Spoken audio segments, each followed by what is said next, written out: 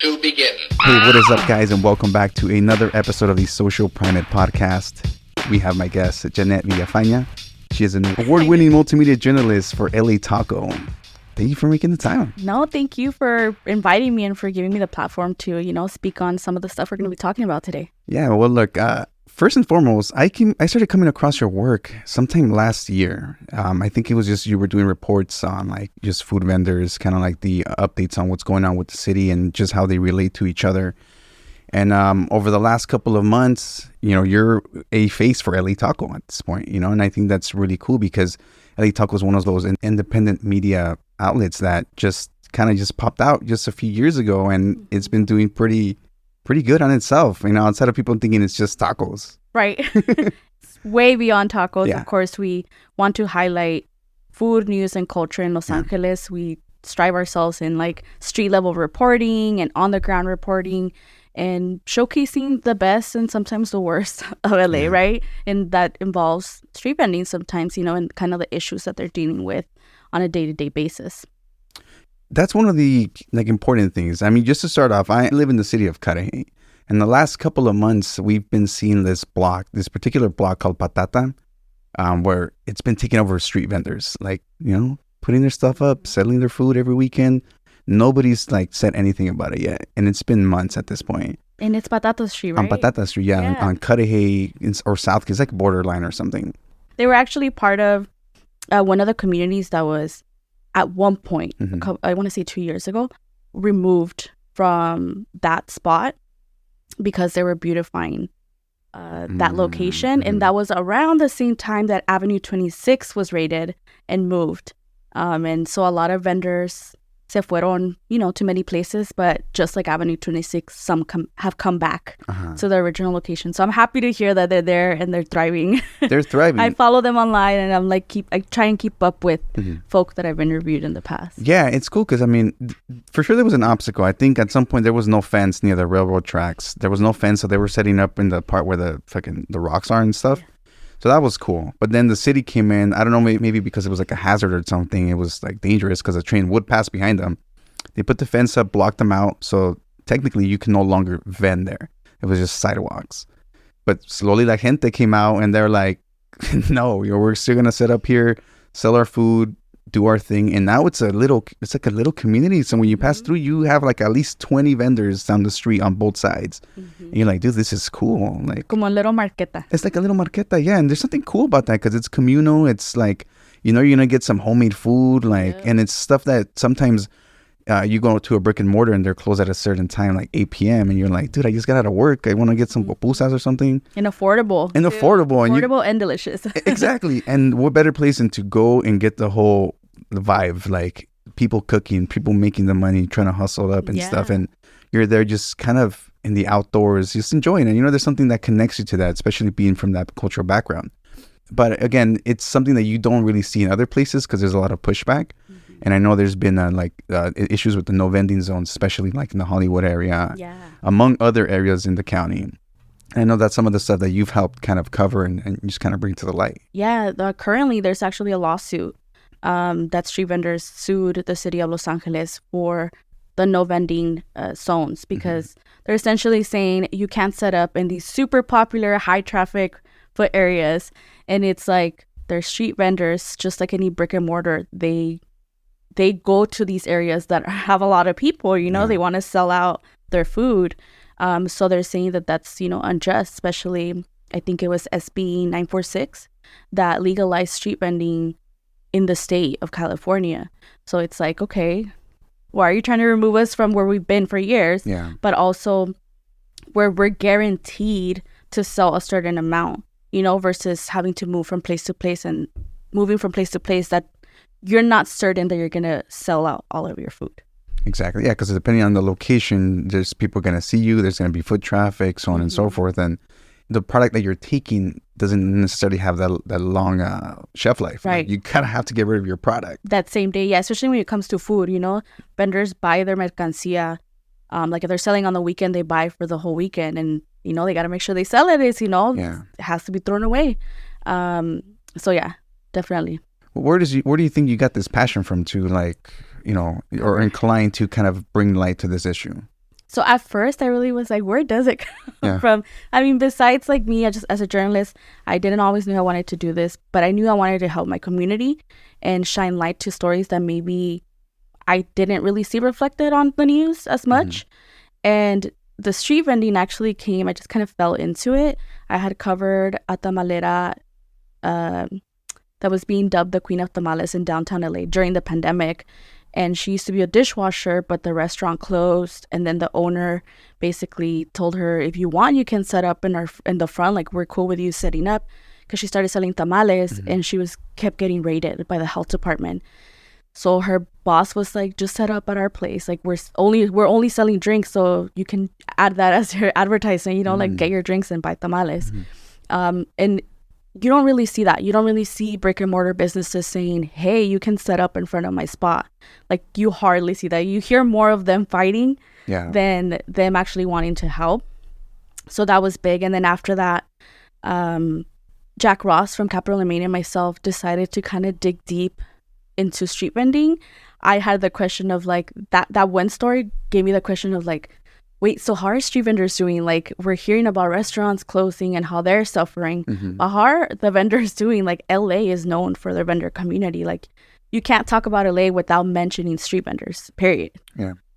And how are they doing? So we decided to go out and we talked to different vendors from all parts of Los Angeles.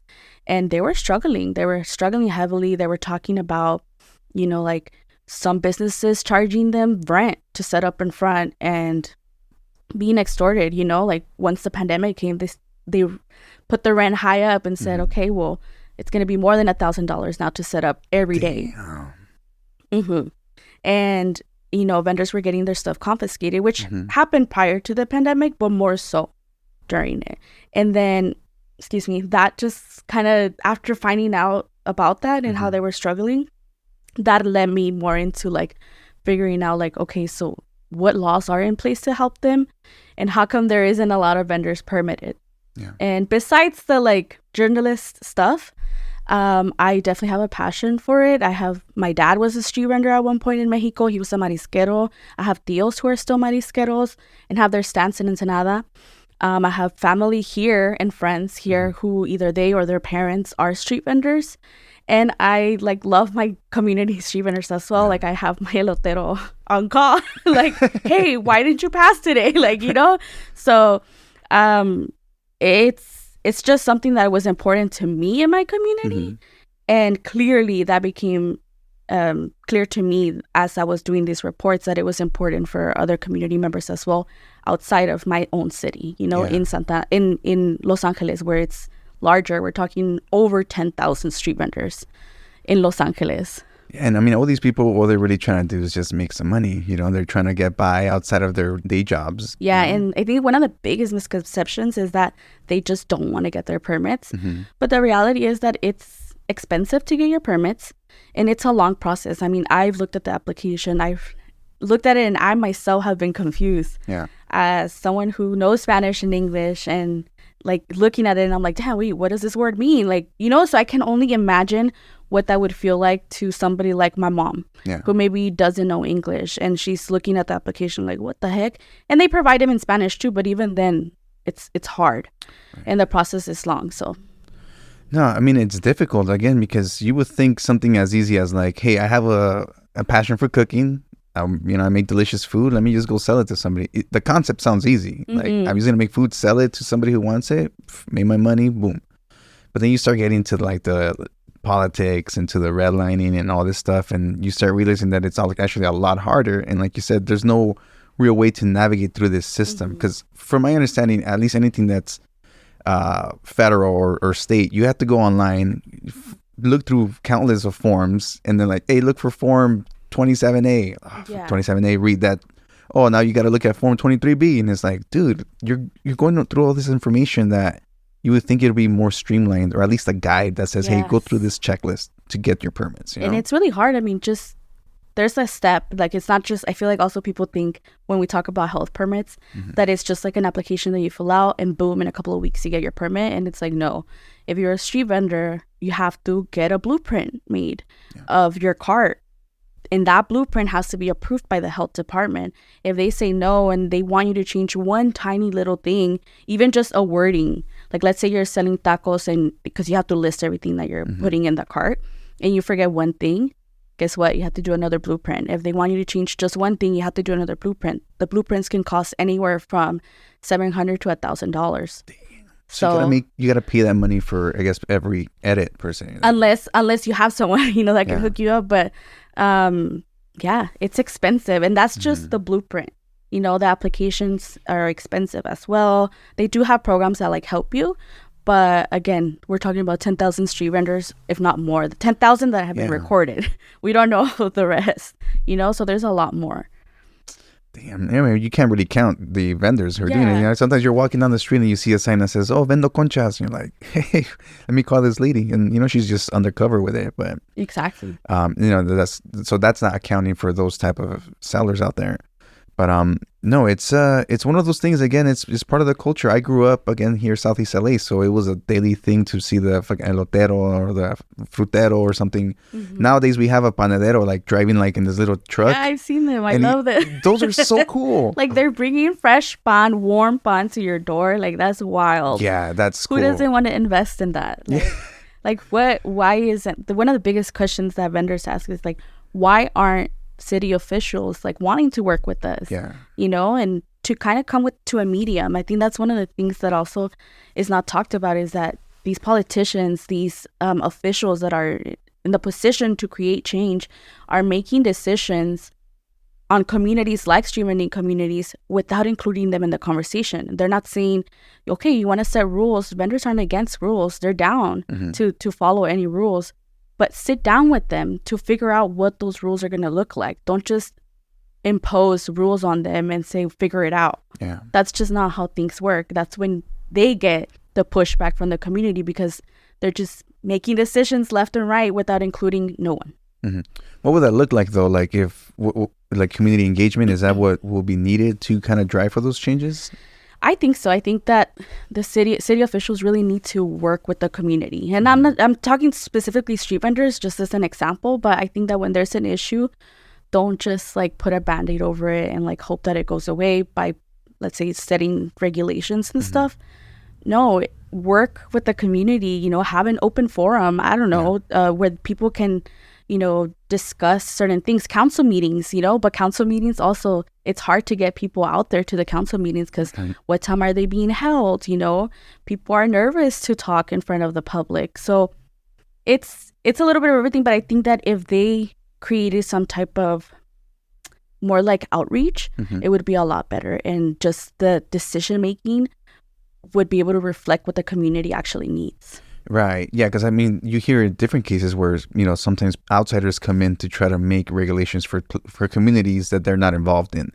And again, because of it's not just ignorance, but like the lack of information available to, or the resources to these people, sometimes they're like, I don't want to do it, and it's easy because I do that sometimes. I'm like, I can't make it to meetings. Like I'm at work. I'm not going to get out of work. I lose money. So all these excuses happen that at the same, accumulate to the results that we get. And that's what's like, okay, well, there has to be an easier approach to, again, like you said, maybe create some sort of programs that can outreach to inform people who are trying to make these changes. And it's hard, it's a big city, but I think that it's doable, and I think it doesn't hurt to try. Like exhaust everything before you decide to make a decision on something, so you can at least say, hey, we met with people, we've done this, we've done it, we've done that, and this is what we came to the resolution. Yes, I mean, sometimes I wonder, like, I'm sure there's plenty of reasons, but I just like wondering for the sake of wondering, like, if the people who are in the council who get to decide, like, hey, I'm assuming the power is contained at the local government first, right? Like, let's say, for example, right here, City of Montebello. Like, I'm sure it would have to be the city council that decides what the regulations will be for the vendors, right? Yes. Yeah. So okay. I was gonna mention, because, for example, the California Retail Food Code, that essentially tells the cities in California what the rules are, right? What they need to follow. But every city has jurisdiction for their city, right? Their neighborhoods. They can impose more regulations or help them, and what we've seen a lot of is just the imposing of more regulations. Yeah. That's what's crazy. Like, I don't know if you know the answer to that, but like, what would be a reason to continue imposing this stuff? Like, is it like a health issue? That's what the main thing that they say is, well, it's a health issue. You know, the food's not being regulated. Yeah. But, okay. So if that's really the issue, by the way, there's been reports and studies that have shown that you're more likely to get sick at a restaurant than from eating on the street. Mm-hmm. And I'm not saying every street vendor is super clean and attentive to their stuff, just like every restaurant isn't, you know? Yeah. But they're talking about street vendors, you know, like, no sé, como que they're just dirty, and that's that, you know? And no, again, you need to talk to them, figure out, visit them. You know, we have El Salvador Corridor, we have the Guatemala Night Market, we have Patata Street, we have Avenue 26. Visit these communities, see how they work before you implement more regulations on them. But as to why they're doing this, yeah, it's like I wish I had an answer. I know. I mean, I would wish the answer was straight and simple, but you know, sometimes even when they meet these criteria of, let's say food conditions, there's still another but, you know, but you have this, or but you need to do this. And it's like, what? Yeah, like, I mean, there's been food trucks, and food trucks have all of their permits. Yeah. There's been food trucks that still get harassed by the health department, even though they have all of their permits and they're following every rule in the book. Mm-hmm. Even they still get regulated sometimes. So, you know, what is the reason? I would love to know. Yeah, it's crazy. I mean, just a quick little like background on me. Like maybe 10 years ago, I used to work at Pepsi. I was the guy who would like send the trucks out so they could install the soda machines, and the drivers will come back, people who, you know, swap the machines out, and they'll just be telling us stories like, yeah, look, the machine was grimy as fuck. Like I had like a mold on the ice machine. I was like, oh my god, dude. I mean, I don't want to incriminate any company, but the initials are TB. I'm not gonna say what that is, but the place was dirty. A lot of the machines were really bad, and I was just the guy sending them out, but I never visited any of those stores ever again because I was like, dude, I already know too much of what happens there just for the soft drinks. Yeah. Like, nah, you know? But, you know, again, it comes back to the whole thing where the people who are going in there and setting these policies, like, are they part of the culture, or are they just systematically listening to this stuff because it's what's the right thing, right? Mm-hmm. But I feel like if you involve people who, like, let's say the four of us right here in this room, we're like, for some reason decide to go into the council, you know, membership board or whatever it is, and we say, hey, we're going to pass these laws to make this stuff, is because we understand the people, we understand the culture, we understand what this means to the communities. Hence, we can make that change, you know? Exactly. So, I mean, I think maybe that might be a first step to something, you know, like getting people involved into their local governments and be like, hey, like, you want to see this change, let's fucking do it. Yeah, and again, it involves everybody. It involves the community getting involved, but also officials willing to, again, make the space and the time for them to learn about the communities in which they're trying to make a change in, whether that's for the good or the bad. They need to meet with people. Like, that's your job. Yeah, exactly. That's what you're getting. Yeah, I mean, and again, it's just one of these things that seem like something obvious. It's like something like you would think it's like, okay, well, that's a solution to it. Let's just get it done. But that's what still baffles me, that we still have to tiptoe through all this stuff just to get a result. Yeah, you know? And when you think about it, what is crazy to me is that I think one of the first street vendors that was recorded, I think in the news, in a newspaper, was back in the 1800s, a tamal wagon. Yeah. 1800s, you guys. And we are in 2024, and vendors are still trying to fight for their legal right to sell. In 2021, we got the first legal tamal cart created by Revolution Carts. Shout out to them. That is wild.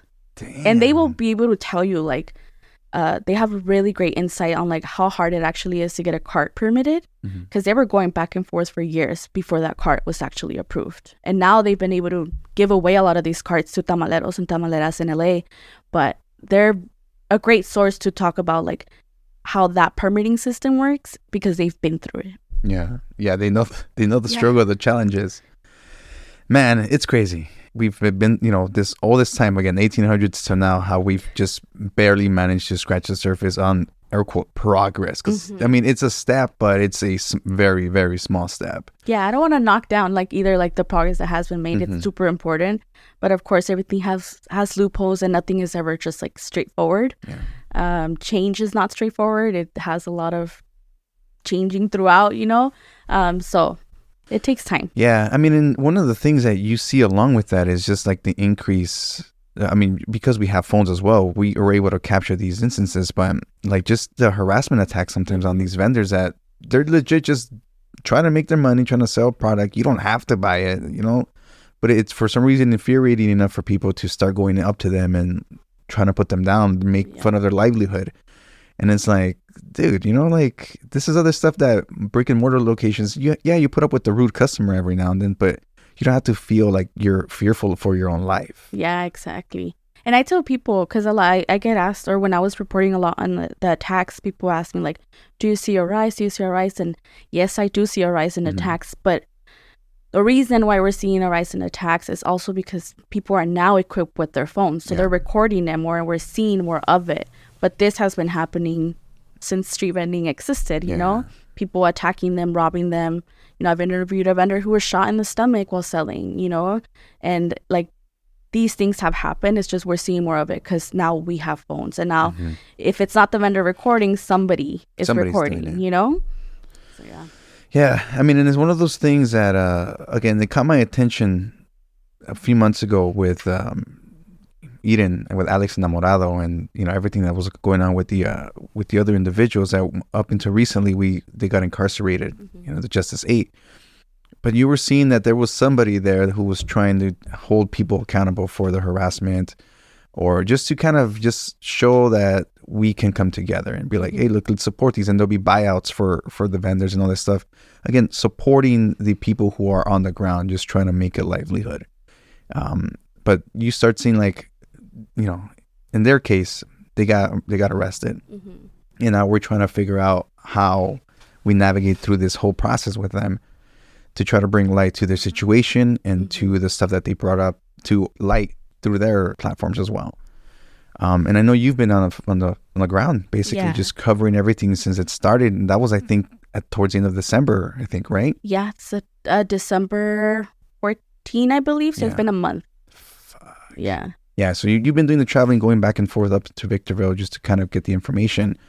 Where do things stand at this moment with them? So the preliminary hearing just ended, and as you guys read or saw online, they denied bail again for the 7 remaining Justice 8. As we know, one, Jawar, aka Gulita Acevedo, was granted bail at the previous court hearing, but he was granted bail with requirements. So he can't talk, he can't be online, he can't talk to the other Justice 8 people. Basically just, no silence, talking and wait until it's all over and then you can talk. But so far, no. Contreras, the attorney for Wendy Lujan, did ask for bail for Wendy because she has 5 children. But one of them is an adult special needs daughter, and she's bound to a wheelchair, and she relies on Wendy's care. Wendy's her primary care.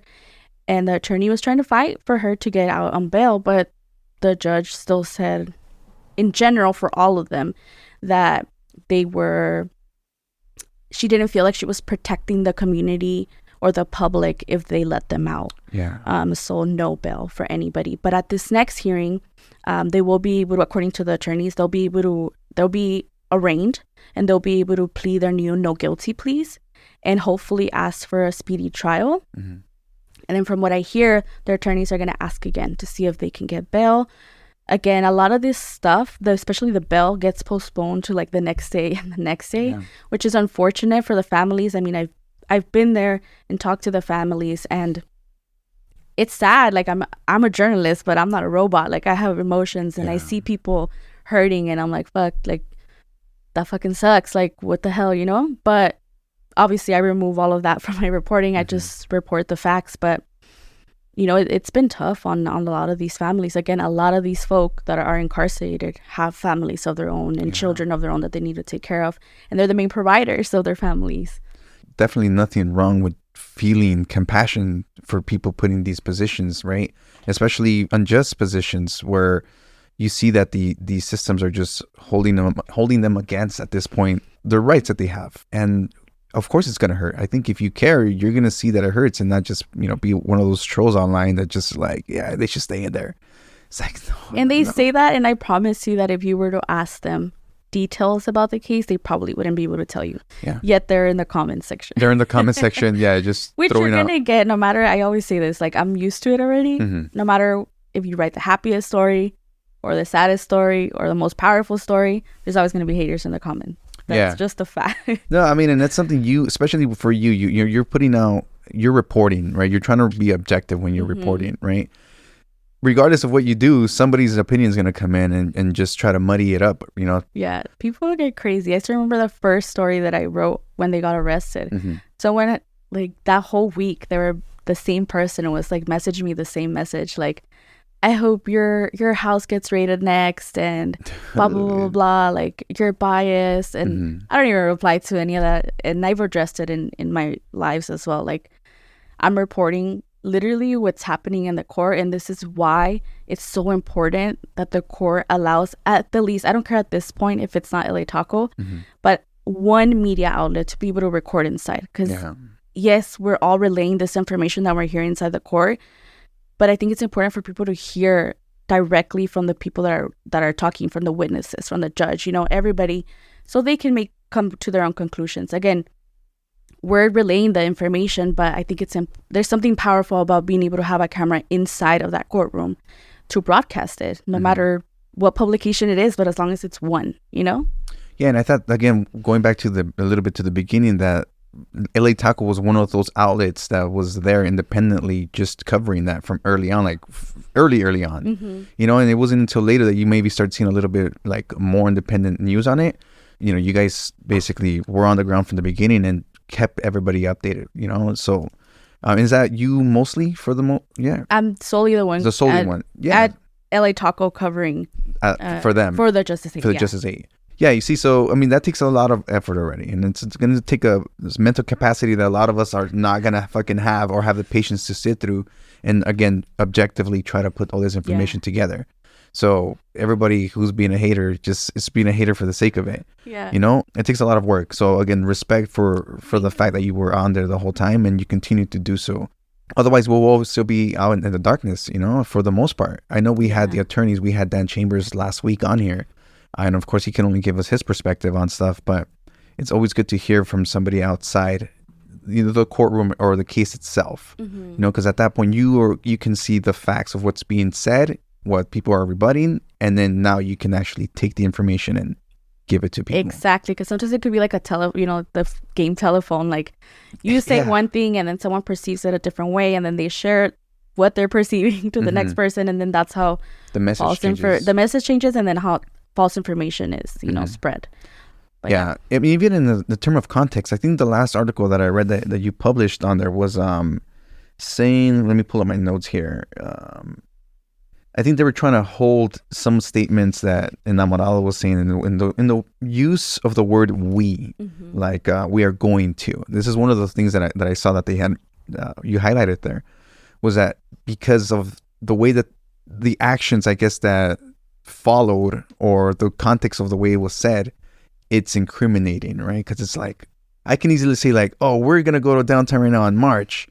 But it's like, wait, what context are you saying it? What context am I saying it in? And now, what context are they trying to put onto what I said? Exactly. And I read that and I was like, dude, that's so fucking crazy that you're trying to turn, right, like this word, this phrase, into something that maybe it wasn't even that. It could have just been like, hey, we're just going to do this together. It doesn't mean it's an action thing. Yeah, the judge mentioned we a lot. We are going X here, TK. And I think of like just everyday social media users, including myself. Like, we're posting, and there's been a lot of times where I'm out reporting and I'm like, oh, we're here at that, but it's just me, but it's just accustomed to say we, like, oh, L.A. Taco's out here, we are covering this, blah, blah, blah.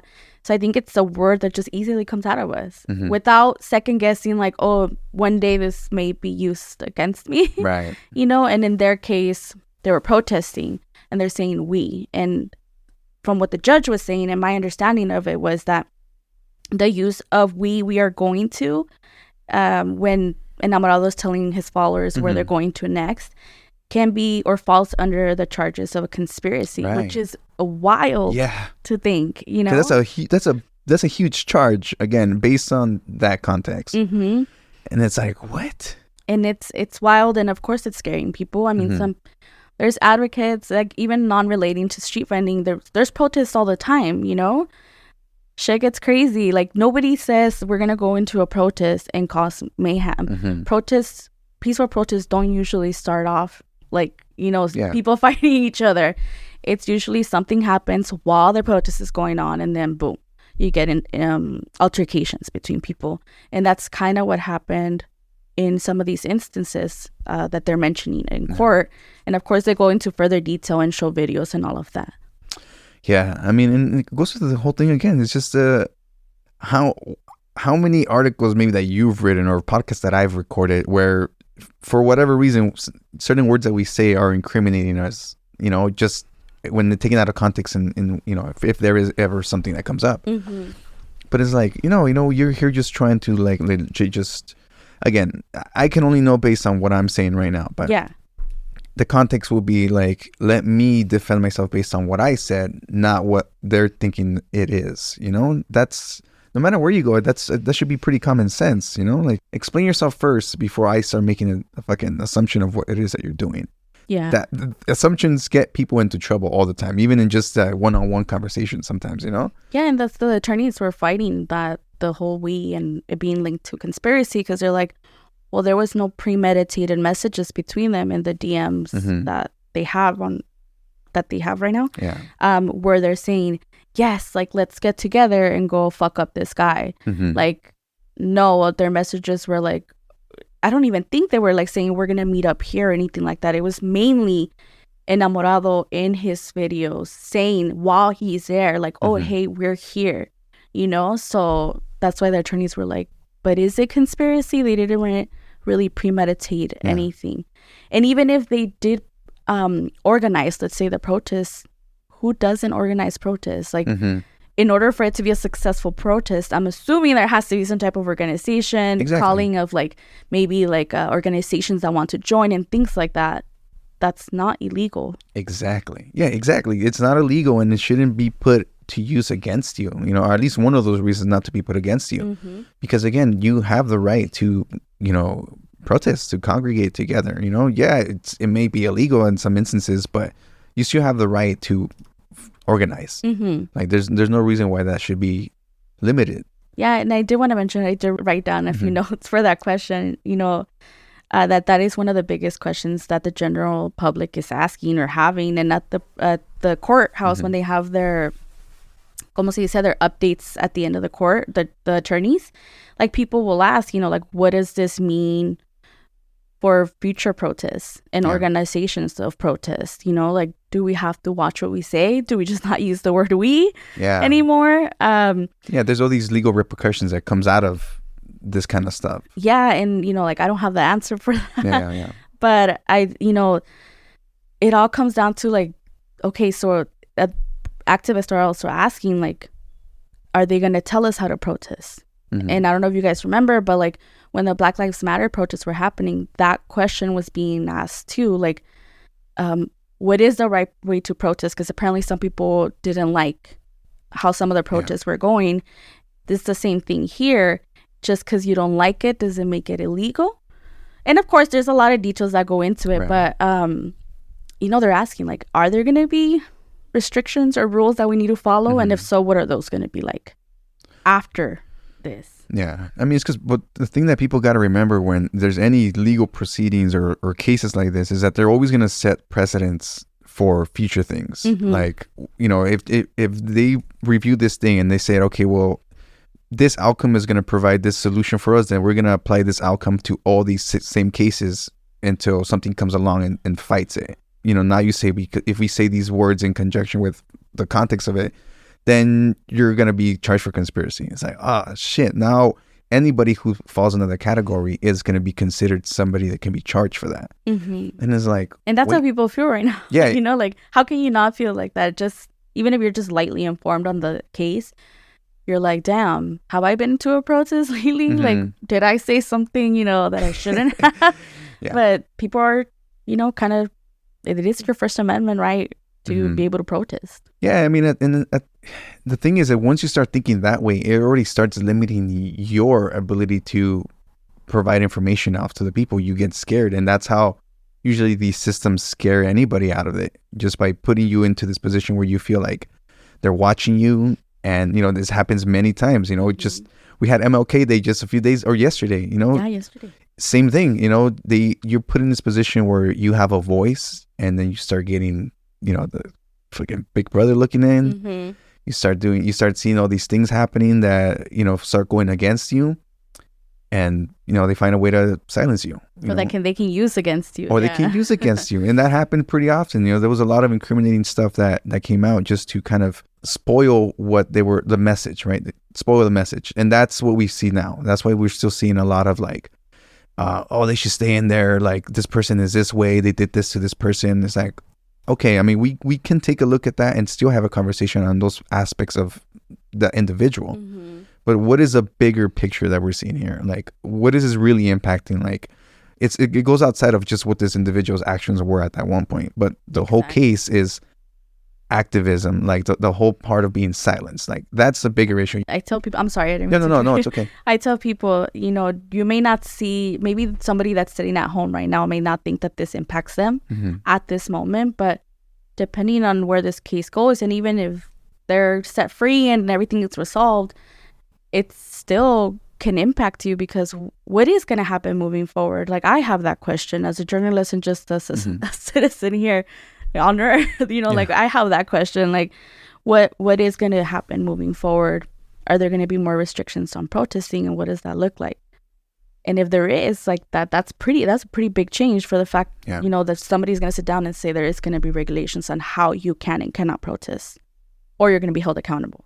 Again, none of that is happening right now, but it could happen. Right. We're going to see over the next couple of weeks. Hopefully it gets resolved sooner than later. But once we start seeing that, we're going to start seeing what systems are working against us. And then hopefully we can find new ways of kind of, it sucks, but that we're going to have to find new solutions to get our messages out there. But, the reality of things are that if the message is pure in intent, it's going to go out there. It's going to get out there regardless, even if it's not through, like, let's say they silence the Justice 8 forever now. Somebody else is going to come out and fit into that hole and do the work. Hopefully. No, I'm pretty hopeful on that kind of stuff. I feel like whenever we see voids happen, there's something always has to fill it, and hopefully it's somebody with their, their head on their shoulders. Yeah. And this is such, I mean, again, in one of the instances, they were protecting, street vendors. In the John Doe 1 incident, they were protecting street vendors. So, that's another question that people ask. Like, what's going to happen to vendors now? Like, these core people that were, involved in protecting them are now behind bars. Yeah. Not to say that there isn't community members that are down to help, but, like, what's going to happen to them now? And then I've also seen comments that bring up a good point. Like, they'll say, like, I don't agree with the way he does things. Maybe it's too aggressive, whatever, but they also say, but I still don't think that they should be held without bail. Like, yes, maybe they may come on strong, but it doesn't mean that they should be held without bail. And I think the bail one's like what they have, like, everybody's super focused on, is the fact that they have no bail.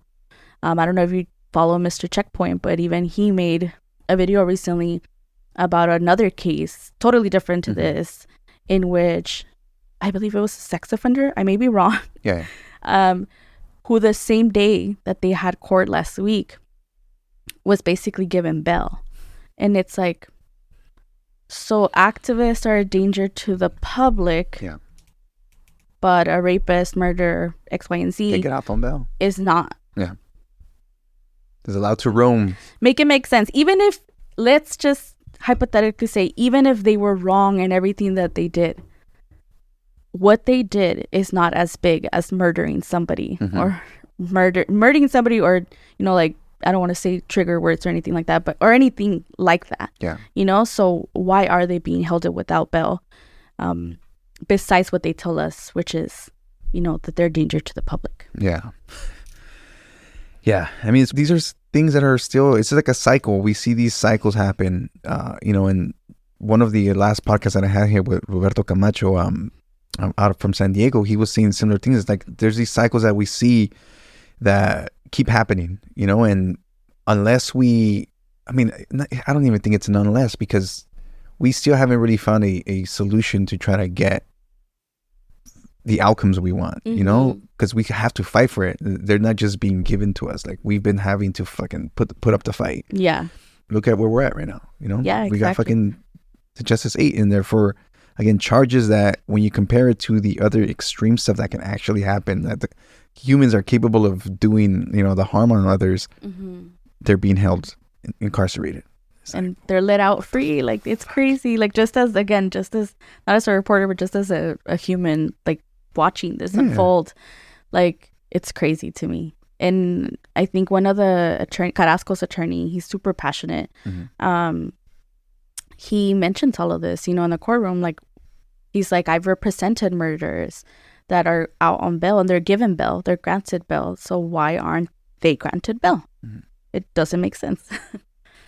You as a journalist, like, seeing all this stuff happen, like, how do you find a way to not, I wouldn't say detach, but to really just give an unbiased view of what you're seeing? I think with my reporting, I like showing the facts, but I also like getting to the heart of things. I really like hearing about, like, for example, Acevedo, Gulit, or aka Jaguar. He was fired from his job because of this. And speak to anybody. He had over 50 character letters written in his favor by his peers, students, parents. And it's like, like, when I interviewed 2 parents and their daughters, and, they have tears in their eyes. They're like, he was the last good teacher left at that school. And they're like, we don't understand. I mean, one of the parents even felt so strongly about it, they unenrolled their daughter from the school, because they're like, this is an injustice.